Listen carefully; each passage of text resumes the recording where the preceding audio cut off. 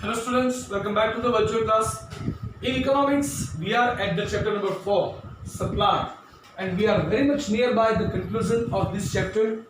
Approximately 2 lectures, including today, that means today and tomorrow, and if it is required the next day too, that means within these 2 to 3 sessions, we are going to end up the whole chapter number 4, and we are going to start the chapter number 5 soon. Now, up to now in this chapter, we have understood everything starting from the meaning of supply, stock and production. After that, we understood the law of supply, the function of supply, right? How the supply function is presented into the data schedule as well as the diagram.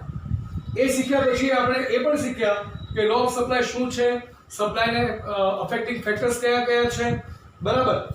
એ શીખ્યા પછી આપણે law of supply ના base ઉપર expansion, contraction of supply and increase and decrease in supply આ દરેક બાબત શીખી ગયા. તો એક વસ્તુ ખાસ છે કે આપણે જો રિલેટ કરીએ તો અત્યાર સુધીના દરેક ટોપિક છે એ ડિમાન્ડના ટોપિકની સેમ જ છે. Only the change is demand છે એ કન્ઝ્યુમર ઓરિએન્ટેડ છે અને સપ્લાય છે એ પ્રોડ્યુસર્સ કે સેલર્સ ઓરિએન્ટેડ છે. તો એને કારણે જ્યારે ડિમાન્ડમાં પ્રાઇસ રાઇઝ થશે તો ડિમાન્ડ ડિક્રીઝ થશે અને પ્રાઇસ ડિક્રીઝ થશે તો ડિમાન્ડ ઇન્ક્રીઝ થશે. તો ત્યાં અપોઝિટ રિલેશન્સ છે.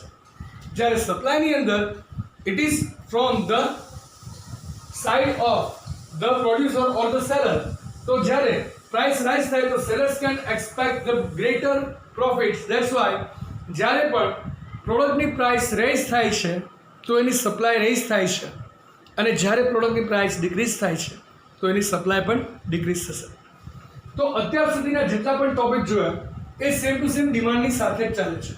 તો એક ક્વેશ્ચન એ આવે કે જેમ ડિમાન્ડના લોને થોડા એક્સેપ્શન્સ છે તો શું એવા એક્સેપ્શન્સ છે સપ્લાય માટે પણ? And yes it is there. બરાબર.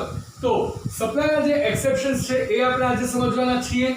Exceptions to the law of supply, right? Law of supply શું છે કે જ્યારે અધર ફેક્ટર્સ બધા સ્ટેબલ રહે, when there is seen only change in the price, બરાબર, price is the only thing which is being changed, તો ત્યારે price increase થશે તો supply increase થશે અને જ્યારે price decrease થશે તો supply પણ decrease થશે. તો આ લો આપણે સમજી ગયા છીએ. સપ્લાયનો લો છે તો એના એક્સેપ્શન શું છે, રાઈટ? તો સપ્લાયના એક્સેપ્શન્સ માત્ર બે જ છે. The first is the rare goods and the second is the perishable goods. So what are the things you know as the rare goods? So rare goods ની અંદર there are different things કે જેમ કે આપણે કહી શકીએ કે ancient coins,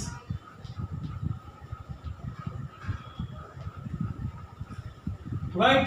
પછી ancient coins છે, પછી એવી જ રીતના ancient pictures છે, બરાબર? પછી hand written બહુ ancient time ના documents હોય.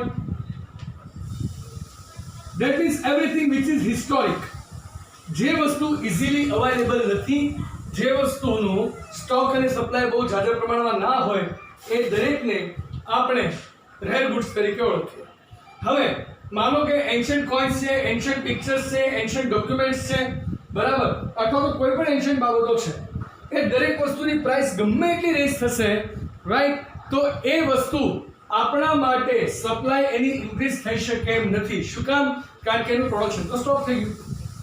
જો એ જ એન્શન્ટ કોઇન્સ કે જેને આપણે એન્ટિક્સ તરીકે ઓળખીએ છીએ, બરાબર, તો એન્શન્ટ મોન્યુમેન્ટ્સ છે, બરાબર, કે પછી એન્શન્ટ આર્ટ છે, એન્શન્ટ પિક્ચર્સ છે, ડોક્યુમેન્ટ્સ છે, કોઇન્સ છે, આવા દરેક જે એન્ટિક વસ્તુઓ છે એની પ્રાઇસ ગમે એટલી રેઝ થાય બટ શું આપણે એને પ્રોડ્યુસ કરી શકીએ છીએ? નહીં. તો જે વસ્તુનું પ્રોડક્શન જ આપણે નથી કરી શકતા એની સપ્લાય આપણે કઈ રીતના રેઝ કરી શકશું?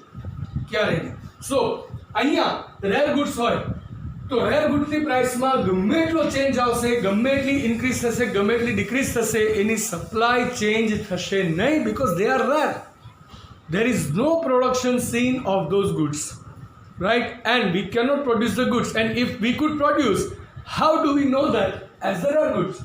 જો દરેક લોકો બનાવી શકતા હોય, એન્શન્ટ કોઇન્સ જો હજી આપણે બનાવી શકતા હોઈએ, એન્શન્ટ પિક્ચર્સ છે એ હજી આપણે બનાવી શકતા હોય, ડોક્યુમેન્ટ્સ ફરીથી લખી શકતા હોય તો એ રેર ના કહેવાય ને. Rare means what? જે ઇઝીલી અવેલેબલ નથી, બહુ જ મહેનત કર્યા પછી કદાચ આપણને થોડું મળે, એને આપણે રેર કહેવાય. રેર કલેક્ટર્સમાં આપણે બહુ બધી વાત કરીએ છીએ કે ભાઈ ઇન્ડિયાના બહુ જૂના કોઇન્સ હોય, રાઈટ? અલગ અલગ સમયના ડોક્યુમેન્ટ્સ હોય, ઓરિજિનલ હેન્ડ રિટન ડોક્યુમેન્ટ્સ હોય, કોઈ કિંગ દ્વારા કે પછી કિંગના કોઈ મંત્રી દ્વારા, બરાબર. તો આવી બધી વસ્તુઓ છે આપણે નથી બની શકવાના, બરાબર. એન્શિયન્ટ ટાઈમ્સની મેન્યુસ્ક્રિપ્ટ છે, સ્ક્રિબાસ છે, તો આ બધી વસ્તુ આરામથી આપણને મળતી નથી, right. They are very much fine, they are very much rare to find, right. એટલે રેર ગુડ્સ કહેવાય છે. એનું પ્રોડક્શન આપણે કરી શકતા નથી, તો એની પ્રાઇસ ગમે એટલી રેઝ થશે, આપણે એની સપ્લાય રેઝ કરી શકવાના નથી, because they are very much limited in the nature. અને કોઈ પણ માણસ, કોઈ પણ કરેક્ટર એને જો આ બધી વસ્તુઓ મળે તો એ તરત એનું ટ્રેડિંગ નહીં કરે, રાઈટ. એ માણસ એને વેચશે નહીં. They are going to collect it. Why? Because it is rare, it gives us prestige, right. કે મારી પાસે એક જૂનો ઇન્ડિયન કોઈન છે, યુ સી એની પ્રાઇસ આટલી બધી છે અને મેં પરચેસ કર્યો છે, it shows the prestige of the person. તો એ માણસ કદાચ 500, 1000 કે લાખ, 2 લાખના પ્રોફિટ માટે વસ્તુ વેચી ના દે, right. That person is going to keep it. તો રેર ગુડ્સ છે એ સૌથી પહેલું એક્સેપ્શન છે લો ઓફ સપ્લાયમાં, કે રેર ગુડ્સમાં કોઈ ચેન્જ નહીં આવે, ગમે એટલું પ્રાઇસમાં ચેન્જ આવશે તો પણ. Now, the second exception, the perishable goods. Perishable goods means all those goods which can be destroyed very much easily, which can get stale, which can get expired in very soon time. તો એને આપણે perishable goods તરીકે ઓળખીએ છીએ. તો અહીંયા આપણે વાત કરશું ચેપ્ટર નંબર 2 ની અંદર, જ્યારે આપણે ઇકોનોમિકના અલગ અલગ કન્સેપ્ટ સમજી રહ્યા હતા ત્યારે ટાઇપ્સ ઓફ ગુડ્સ ની અંદર હતું perishable and durable goods. I hope you guys remember that. And while I was teaching that, I told you that these things are going to be very much helpful in the future while and whenever you are learning the economics. So, the same topic I would say, there are many things કે જેને long term માટે use ના કરી શકાય. All those things which are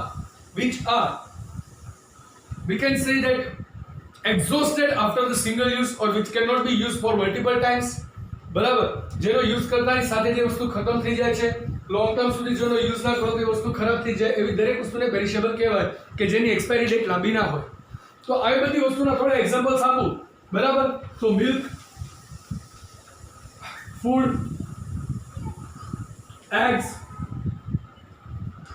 then fish, milk products,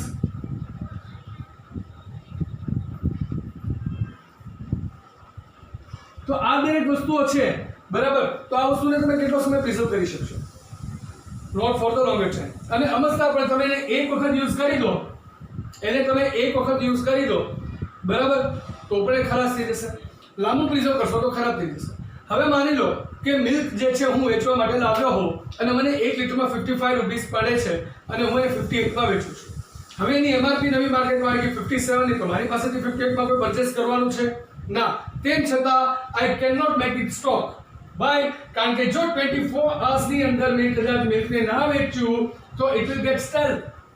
તો મને અત્યારે 57 તો મળે છે, બરાબર, પછી તને કોઈ 50 પણ નહીં આપે, 10 પણ નહીં આપે. તો અહીંયા હું કદાચ જો 58 માંથી 57માં પણ વેચી દઉં, બરાબર, તો I am making the loss of only 1 rupee. અને જો કદાચ હું એને સ્ટોક કરવા જાઉં તો I am making the loss of the whole 55 rupees. Now you just decide, being the intelligent businessman, are you going to face the whole loss or you are going to make the loss of just 1 rupee? That's it. So, perishable goods જે છે એને પ્રાઇસમાં નાના મોટા changes આવે, તેમ છતાં એની સપ્લાયમાં કોઈ પણ જાતના ચેન્જ જોવા મળતા નથી. શું કામ? કારણ કે એને સ્ટોક તો કરી શકાય નથી. એ વસ્તુને સ્ટોર કરો, બરાબર, તો એ એક્સપાયર થઈ જશે, ખરાબ થઈ જશે, પછી એની કોઈ જ કિંમત નહીં આવે. અત્યારે કદાચ લોસમાં જાય છે, બરાબર, પણ કદાચ ભવિષ્યમાં જો કદાચ એ ખરાબ જ થઈ ગયું તો એની સાવ પ્રાઇસ નહીં આવે. તો it is the complete loss for us. And being the good businessman, being the intelligent businessman, right, આપણે ક્યારે એવું ડિસિઝન તો નથી જ લેવાના કે આપણે 100% લોસ કરીએ.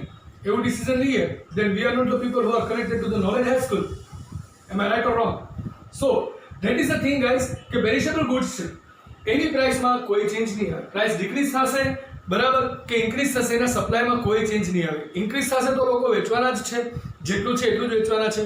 ડિક્રીઝ થશે તો પણ લોકો વેચવાના જ છે, નહીં તો ખરાબ થઈ જશે, બરાબર. અત્યારે કદાચ માની લો કે પ્રાઇસ થોડી ફ્લક્ચ્યુએટ થાય છે, જ્યારે આવા સમય માટે પ્રાઇસ વધી ગઈ. જો કદાચ મિલ્ક પ્રોડક્શન એકદમ વધારી દીધું, બરાબર, અથવા તો ફૂડ પ્રોડક્શન એકદમ વધારી દીધું, 2 દિવસ પછી પાછા એના પ્રાઇસ ડિક્રીઝ થઈ ગયા તો શું કરશું?